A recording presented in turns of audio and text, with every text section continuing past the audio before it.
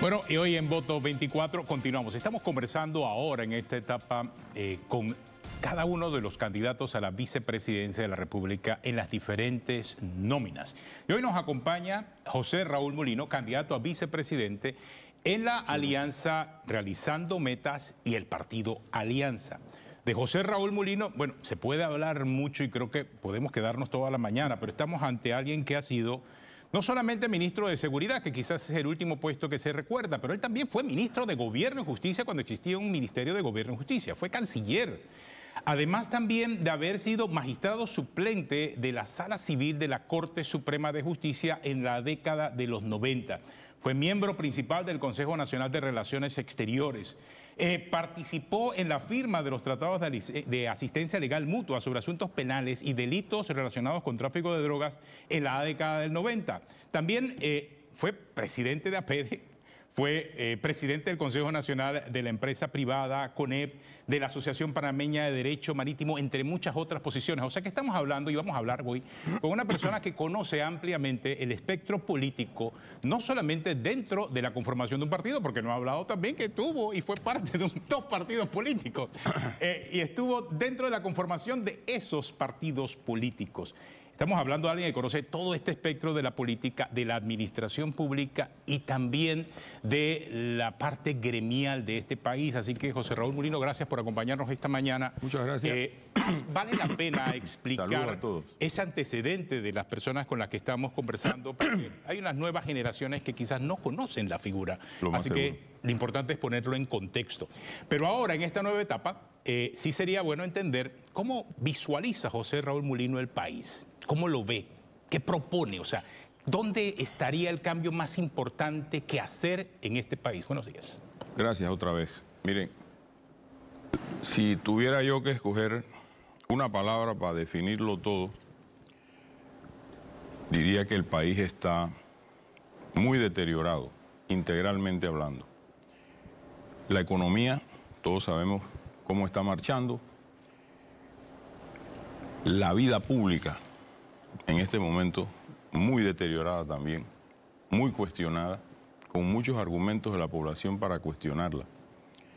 Porque en realidad el pueblo panameño sufre hoy un desgaste grande por parte del día a día en que conducen sus destinos.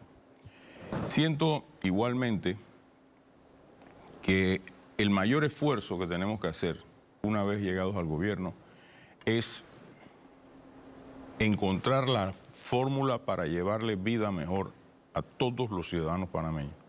Yo creo que esa es una meta importantísima para nosotros, al menos, en esta alianza con el partido Alianza, valga la redundancia. Y sobre todo, trabajo y empleo bien remunerado para todos los panameños. Ojalá podamos lograrlo. La economía del sector privado, todos los días pasan por aquí distintos gremios, distintos representantes que ponen en perspectiva los números, ¿no? De cómo está la industria, cómo está el comercio, lo que causó la pandemia, lo que causó la huelga de hace escaso mes y medio. Todo eso ha agotado la economía del país, el rendimiento de Panamá como país. Sin embargo, yo siento que tenemos muchas oportunidades. Yo creo que Panamá es un país que va de la mano de Dios en el sentido de todas las oportunidades que como nación tenemos y la vocación que tenemos que desarrollar hacia nuestra fortaleza natural, que es la vocación al mar, vocación a la logística y educar al pueblo. Señor Mulino, pero ¿por dónde arrancar? Usted ha planteado realmente el escenario y nosotros vemos que los candidatos prometen muchas cosas, pero a quien le toque gobernar después del 5 de mayo tiene una deuda pública histórica, tiene muchísimos retos a nivel de cómo generar empleo, cómo luchar para no perder el grado de inversión. Es decir, el tema del agua también es importante. ¿Hacia dónde se dirigiría la estrategia? ¿Qué sería lo primero que hay que atacar? Yo creo que para poder dar una respuesta al pueblo honesta y sincera, tenemos que entender bien cómo nos deja el gobierno el Estado de la Nación. Yo estoy seguro que cuando comencemos a levantar la alfombrita, aquí se va a encontrar mucha más belleza de la que ya se dicen. Y eso va a tener que poner al nuevo gobierno a nosotros como gobierno en una disyuntiva para priorizar lo prioritario, valga la redundancia. Tú has mencionado problemas serísimos, la deuda pública. Eso definitivamente tiene que pasar por un proceso de replanteamiento, de renegociación, sobre todo los vencimientos de este año, que no hay plata para pagarlos, tan sencillo como eso. Y vamos a tener que hacer un programa de refinanciamiento con los distintos acreedores internacionales que son la gente grande en el mercado. Por otro lado, mencionaste algo crucial, el tema de la Caja del Seguro Social. Es un tema que no se puede dilatar más. El problema del agua, con un IDAN que no funciona. Todas estas situaciones con entidades del Estado fallidas ya, que eso no es por gusto, no da más, nos lleva a un replanteamiento de una reforma del Estado. Yo en lo personal he empujado desde hace mucho tiempo el tema de la constituyente porque creo que es la manera pacífica e incluyente de reparar las cosas con una visión de por lo menos a 50 años. Y participaríamos todos, no es una cosa que se excluye, tampoco es un tema exclusivo de partidos políticos, sino de todo el país. Nosotros tuvimos una experiencia provechosa en el año 46, 1946, y esa asamblea dotó al país de la mejor constituyente que hemos tenido, la de 1946. Entonces yo creo que hay que ver las nuevas instituciones que queremos crear o reformar. La justicia es una. Yo creo sinceramente que nosotros tenemos que plantear, elevar a rango constitucional algunas cosas como la autoridad de salud para poder reordenar la duplicidad de funciones que hay entre el Ministerio y la Caja, así como también ver con luces largas y mucha visión a dónde va a estar el país posicionado en las próximas décadas y comenzar a educar a los muchachos jóvenes hacia allá. No podemos tener un país que sea una fábrica de empleos públicos o de ahijados o de gente que no tiene mayor futuro, aunque se hayan graduado de alguna escuela o de alguna universidad. Tenemos que preparar a la juventud hacia los retos del trabajo y empezar a enrumbar el país hacia allá. Yo siento que por ahí es el camino, pero bueno, tenemos que pasar esta campaña rápido, son 3 meses, llegar al poder, escoger un gran gobierno y hacer las cosas como Dios manda. Molino, hablando de una Asamblea Nacional Constituyente, que usted, como bien lo ha dicho, no es algo de ahora, en su momento voy a tomar algunas declaraciones que usted hizo en el año 2016 precisamente sobre este tema. Y usted decía que consideraba primordial cambiar el sistema de elección de los diputados, transformar y renovar el Poder Judicial más allá de los magistrados y que se cree una entidad que administre los presupuestos del órgano judicial y el Ministerio Público para que solo se dediquen a administrar justicia. También decía que era importante que se integren artículos transitorios en los que se incluiría la interinidad de todos los funcionarios del Ministerio Público, Tribunal Electoral, órgano judicial, entre otras entidades, para que las nuevas autoridades sean designadas como mandaría la Constitución que se aprobase en ese momento. ¿Se mantiene usted en esos mismos puntos? Ni una letra le quito. Yo siento que este país hay que transformarlo, darle un revolcón, como decía mi amigo Pepe Muñoz, pero en el buen sentido, y sobre todo esa entidad, el órgano judicial, volverlo a ser eficiente, con gente seria al frente. Y eso que tú mencionas y que yo lo dije y lo propuse, una oficina de administración, es precisamente, y lo digo como abogado, los abogados no somos buenos administradores. Por lo menos yo llegué al derecho yéndole a los números. Así que lo digo por mi propia experiencia, aunque he tenido que aprender en la vida. Sin embargo, un juez no tiene la capacidad profesional para hacer el presupuesto de su despacho y poner eso a trabajar bien durante el tiempo que tiene que ejercerlo. Entonces yo instituyo esta idea de una oficina de administración del órgano judicial precisamente para que sea, y eso no es nuevo, eso funciona en otros países. Le administran, le proyectan el presupuesto, ¿qué queremos? Esto, esto y esto, bueno, vamos a trabajarlo así, así, así, y se va a la Asamblea de Diputados a establecer de acuerdo a los porcentajes que por Constitución debieran adscribírsele a la justicia en Panamá. Igualmente, replantear el esquema de elección de diputados. que tengamos en la próxima, ya será la próxima elección del año 2029, una asamblea diferente, con mayor nivel. Yo estoy seguro que en la elección que viene se va a elegir la mayoría o se va a reelegir la mayoría de los que se están reeligiendo. Yo creo que sí va a pasar factura, pero va a elegirse mucho de lo mismo.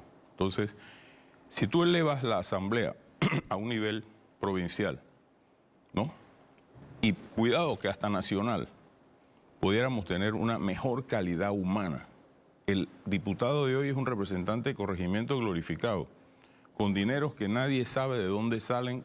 Uno los ve derrochando plata, los ve gastando millones de dólares y nadie dice, bueno, el sueldo neto de un diputado, ¿cuánto pueden ser? ¿7, 8 mil, 9 mil dólares? Eso no da para la vida que llevan, para el derroche que tienen cuando llega Navidad, cuando llega Carnavales, cuando llegan todas estas fiestas grandes.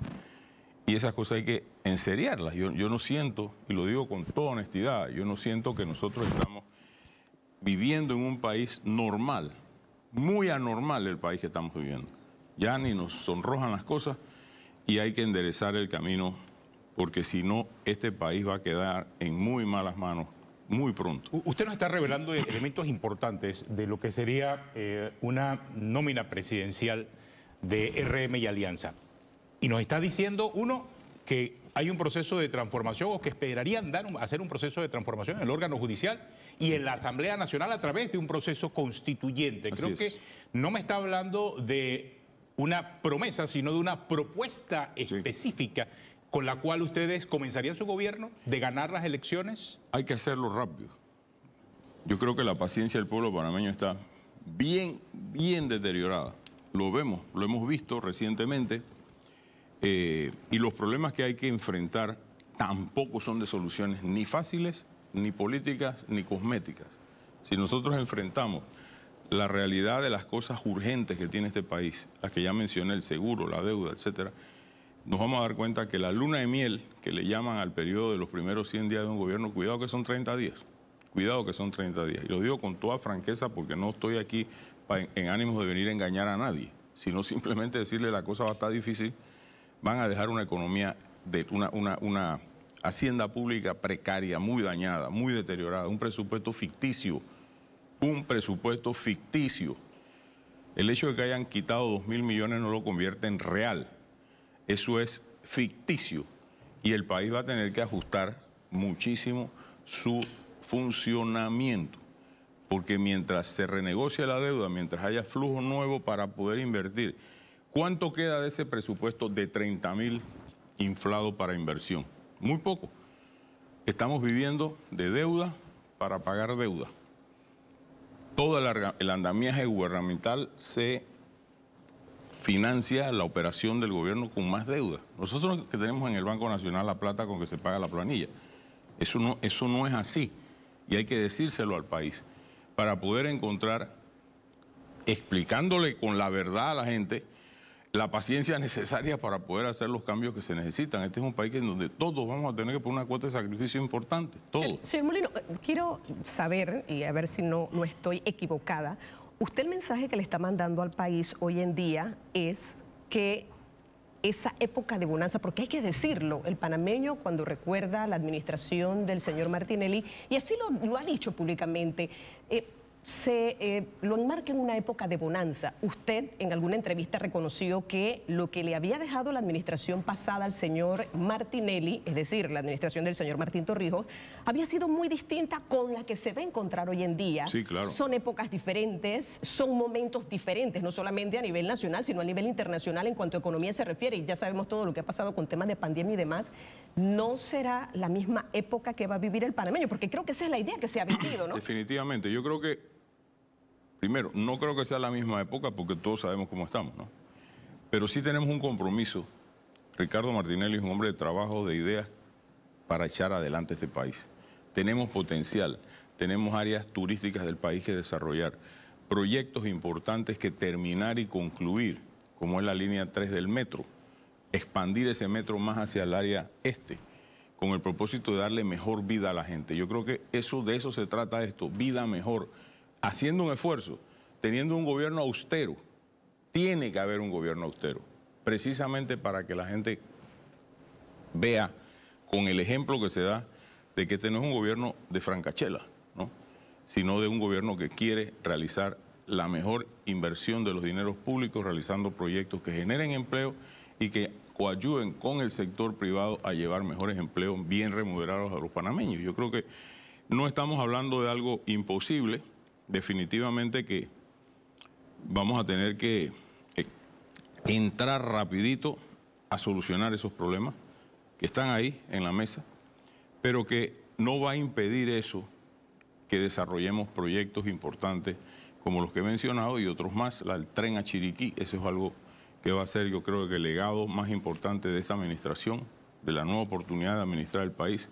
En fin, cuando tú ves y uno va por el interior y ver la capacidad de desarrollo en el turismo, ¿cómo es posible con el desfile de las 1000 polleras, que es un evento precioso, que no había agua en las tablas? No había agua. Usted lo dice porque estuvo allí, ¿no? Yo estuve allí. Claro que sí.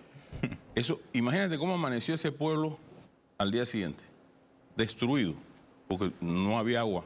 Abrías la llave y no salía agua, no había agua. Esas cosas no pueden pasar en este país. El IDAN es una institución inoperante. Por aquí veo al director que pasa un día sí y otro también echando unos cuentos de camino que no resuelven. Yo no digo que no se esté haciendo nada, pero no resuelven la realidad de esa institución. Y eso hay que verlo con luces grandes para poder enrumbarla por donde debe ser.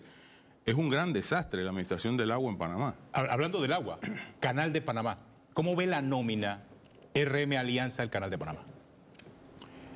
Nuestro principal recurso como país, nuestro símbolo de país. Cuando tú mencionas Panamá, en el exterior te dicen, el Canal de Panamá, ¿no? El canal lo es todo para nosotros.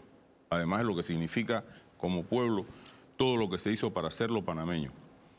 Sin duda alguna, el tema del agua en el canal, y no soy un experto, pero sí he leído con mucho detenimiento las opiniones de expertos y técnicos, la más reciente del ingeniero de La Guardia, con relación al tema de Río Indio. Ese es un proyecto que hay que hacerlo, porque hay que hacerlo. El Canal de Panamá tiene que tomar las riendas de eso, coadyuvando con el gobierno nacional al mismo. Y resolviendo el problema social que también hay que resolver en el área, ¿no? Ahí vive gente, hay que plantear una solución social importante para ese sector de personas, pero no se puede detener. Miren, la cantidad de barcos que hay pendientes de cruce, barcos inmensos que no pueden cruzar. Algunos ya no pasan por Panamá, ya escogieron otra ruta porque no tenemos agua en el canal. Nosotros no nos podemos... Yo escuchaba hace unos días, creo que era la subadministradora del canal, decir que si eso no se corrige, en pocos años el canal se vuelve inoperante respecto al tonelaje marítimo que requiere hoy el comercio internacional cruzar por aquí. Miren los problemas de guerra, lo que está causando. Una naviera como Maersk, que ya enrumbó sus megabarcos hacia otro lado, precisamente porque no pueden pasar, porque no tenemos el agua. Entonces tenemos que rápidamente hacer ese proyecto, sí o sí, no hay duda de que eso se tiene que dar. Y por supuesto, en el menor tiempo posible. En el menor tiempo posible yo he escuchado a los técnicos que dicen 5 a 6 años. Mientras tanto, padece el canal de la falta de agua. Entonces, yo creo que eso es vital para aumentar el volumen del lago. Y por otro lado, la propuesta que hicimos hace unos días de hacer una potabilizadora en el Bayano, con el ánimo de dotar a ese enorme sector del país de agua potable, y así disminuir un poco el estrés que tiene el lago del canal, donde suple de agua a toda la población del área capitalina. Entonces, son retos grandes, son proyectos grandes, pero hay que hacerlo. ¿Y la minería? Bueno, yo creo que la minería está todo dicho, ¿no? Ahora, tiene que haber un proceso de conclusión de esa mina ordenadamente. Eso no es verdad que tú puedes llegar ahí a apagar un switch como si fuera una lámpara y se acabó la mina. El no cerrar eso como debe cerrarse puede ocasionar problemas muy, muy grandes. Yo no soy experto en minas, pero sí la visité una vez y me di cuenta la dimensión de ese proyecto que hoy ya el país conoce, ¿no? Y esas cosas tienen que volver a su real lugar en muchos años. Fíjese usted que dicen el propio ministro lo escuché, de que cerrar la mina, como Dios manda, toma 8 años, 9 años. No es la impaciencia ciudadana, que se entiende desde cierto grado de observación, la que va a solucionar la mina cerrándola de una vez. Eso es mentira. Eso no se puede hacer de una vez. Así que el país yo creo que habló ya claro. Ese es un tema que hay que manejarlo con mucho cuidado, porque si por alguna razón el cierre de esa mina no se hace de manera ordenada y técnicamente en una forma capaz, pues puede producir problemas de contaminación y un montón de otras cosas que no quisiéramos tener. Para nadie es un secreto. Toda la clase política en este país está enfocada en lo que va a decidir la Corte Suprema de Justicia acerca de un recurso de casación presentado por la defensa del señor Ricardo Martinelli. ¿Qué piensa usted acerca de eso? Bueno, yo como abogado entiendo perfectamente la connotación, la importancia, la relevancia que tiene ese recurso extraordinario de casación. Pero también como abogado vi, porque me tomé el tiempo de escuchar la audiencia, que gracias a Dios la televisaron por todas las redes de la Corte y pudimos verla en vivo y a todo color, el desastre de proceso que fue ese. O sea, daba pena ajena ver la participación de los fiscales. Fiscales en temas de lavado de dinero que no entienden las complejidades del propio acto de comercio, que no entienden figuras jurídicas como es el factoring, que no entienden cómo se arma un negocio. Se demostró a través de los peritajes del propio fiscal que los dineros que usó Ricardo Martinelli para eso provenían de varias de sus cuentas en un banco de la localidad que tenían por mucho tiempo y que fueron usadas para invertir y para pagar deudas de EPASA ante el Banco General. ¿Cómo es posible que pueda haber el delito de lavado de dinero habiendo dos bancos participados de una transacción? El banco que recibe el pago del precio de venta y el banco que lo paga. Dos bancos importantísimos de este país, los dos bancos más importantes de Panamá, actuaron en esta transacción. Escuchamos en ese proceso hablar a los dueños, decir que nunca nadie les planteó algo negativo en torno a la transferencia de fondos o que esos fondos venían de aquí o venían de allá, de actos de corrupción, etc. Es un grave error cuando una empresa licita y se le da un anticipo. En algunos de los contratos llevan anticipo, los contratos. Esa plata entra al flujo de caja de la empresa contratista. Esa plata no queda por ahí anclada en una cuenta mientras se va haciendo el proyecto. Para eso entonces se dan las fianzas de cumplimiento con compañías aseguradoras importantes.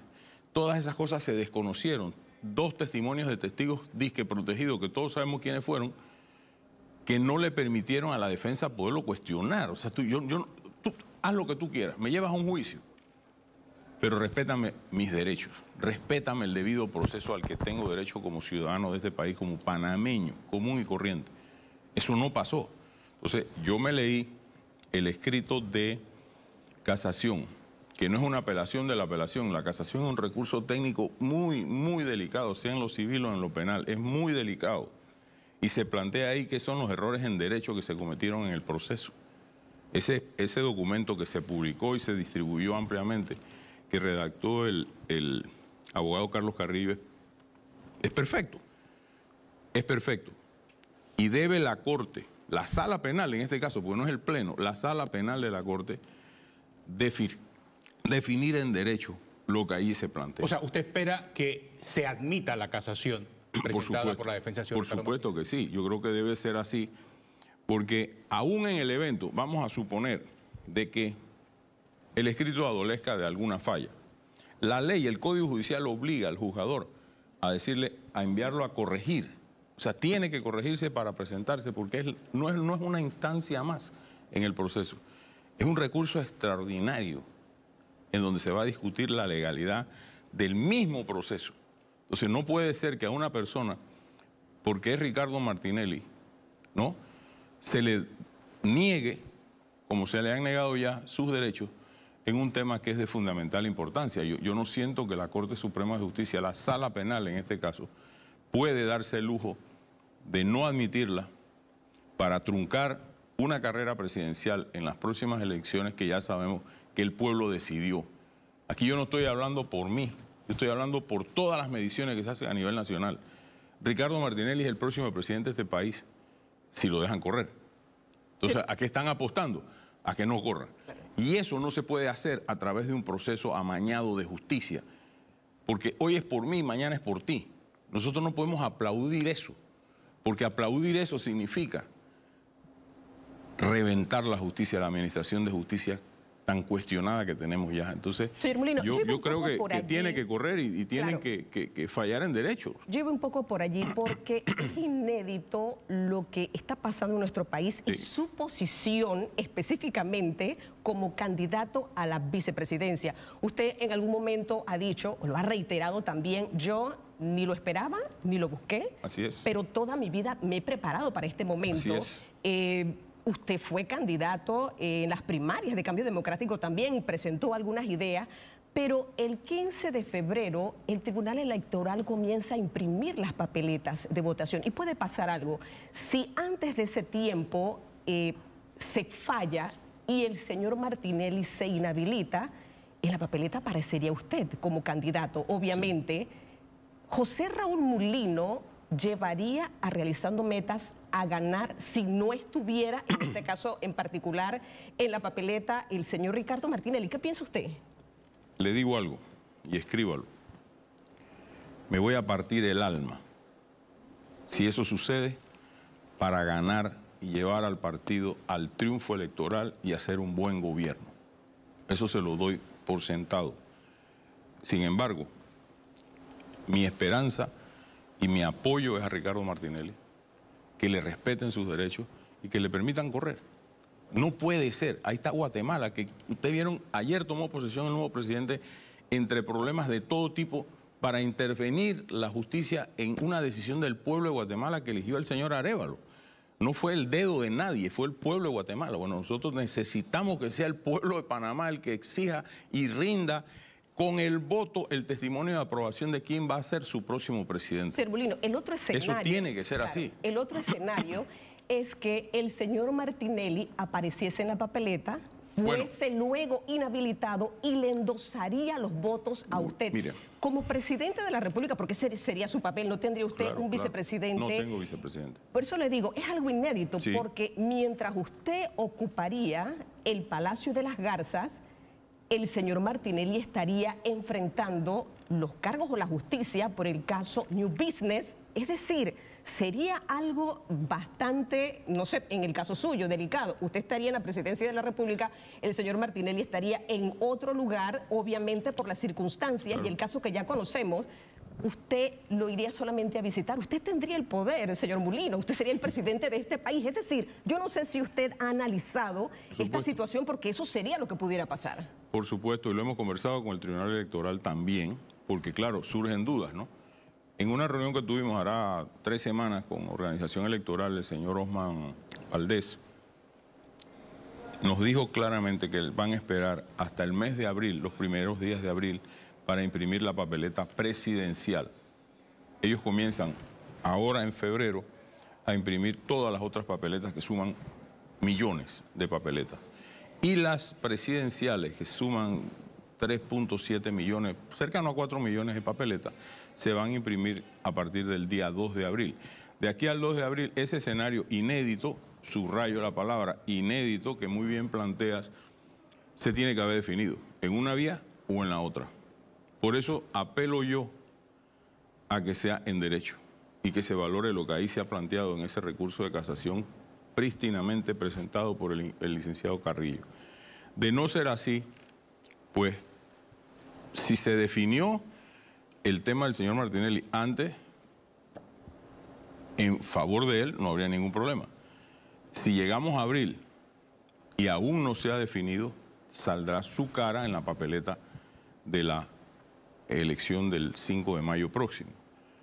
Si se definió antes y lo sacan de la carrera, que es lo que quieren hacer, pues irá mi foto en la papeleta.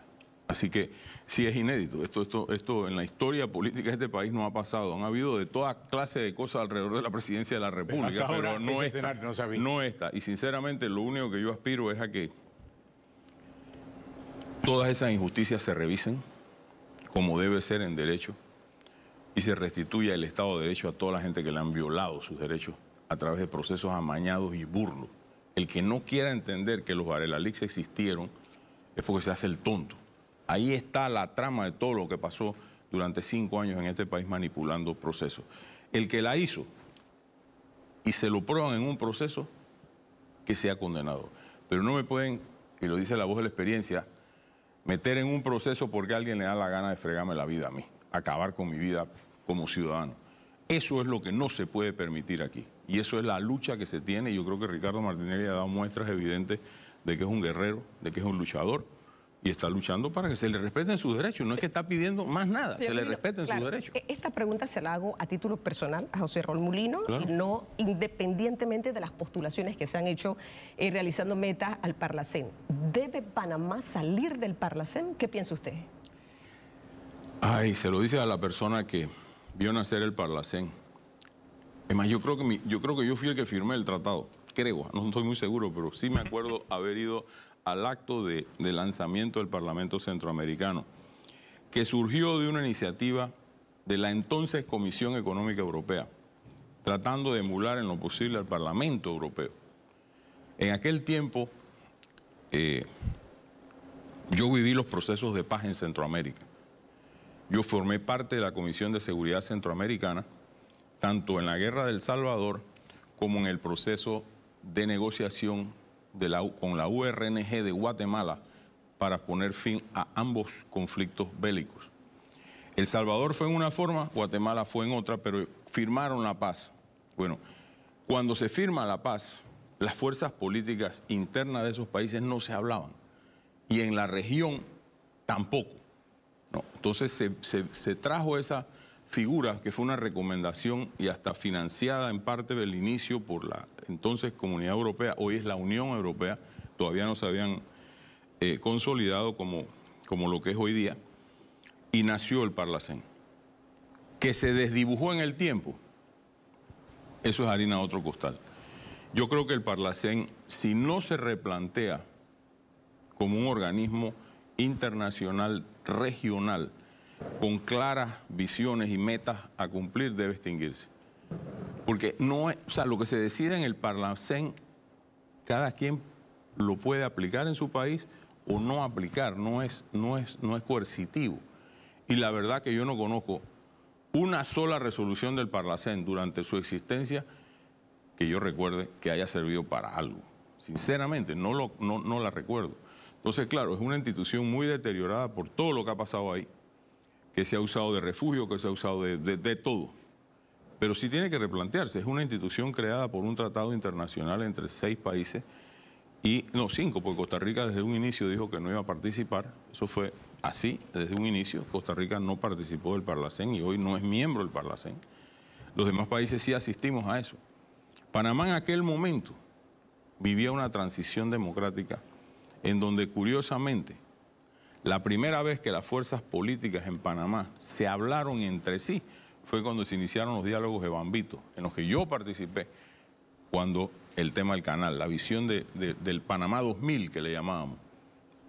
El expresidente Belisario Betancur vino a Panamá y actuó como amigable componedor entre las fuerzas civilistas y el PRD. Simple y sencillamente éramos enemigos, ni siquiera oponentes, no nos hablábamos. Eso, gracias a Dios, finalizó y se logró con un consenso nacional gigante y muy grande, que siempre tenemos que recordar de que esas cosas grandes son posibles hacerlas en nuestro país. Y ahí está el canal, panameño 100% y operando con mucha eficiencia, a pesar de todo, mucho mejor de lo que lo administraron los Estados Unidos de América. Entonces, si yo vine a hacer esa institución, abogaría por un replanteamiento o su extinción, pero esa decisión no es de Panamá.